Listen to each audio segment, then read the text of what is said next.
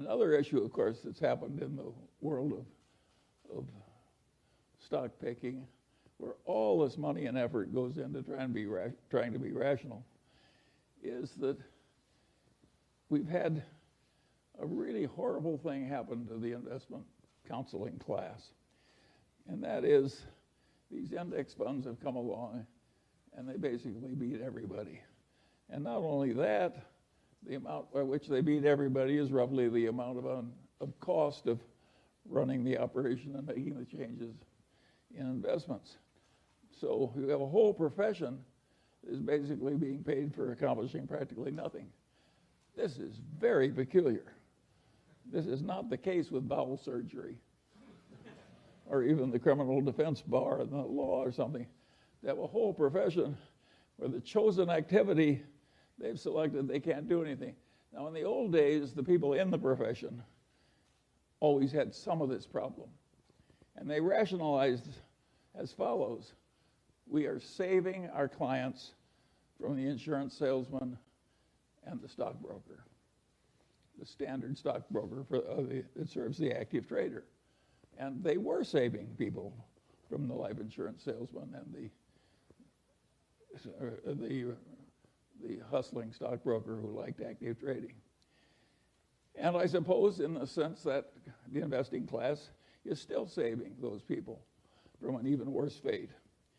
But it is very peculiar when a whole profession that works so hard and is so admirable, and the members of which we are delighted when they marry into our families, and they just can't do what the profession is really trying to do, which is get better than average results. How is that profession handling this terrible situation as index investing gets more and more popular, and including by a lot of fancy places? Well, I'll give you a very simple answer. They're handling it with denial. They have a horrible problem they can't fix, so they just treat it as non-existent. This is a very stupid way to handle a problem. Now, it may be good when you're thinking about your own death, which you can't fix, and just denial all the way to the end.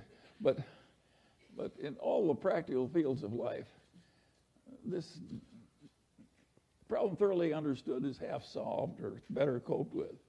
So it's wrong to have all these people in just a state of denial and doing what they always did year after year and hoping that the world will keep paying them for it, even though an unmanaged index is virtually certain to do better. It's a very serious problem. And think of how much New York, say, needs a flow of money from finance. Think what would happen to Manhattan if there weren't any fees for investment management or trading spreads and so on. And so it's a weird situation.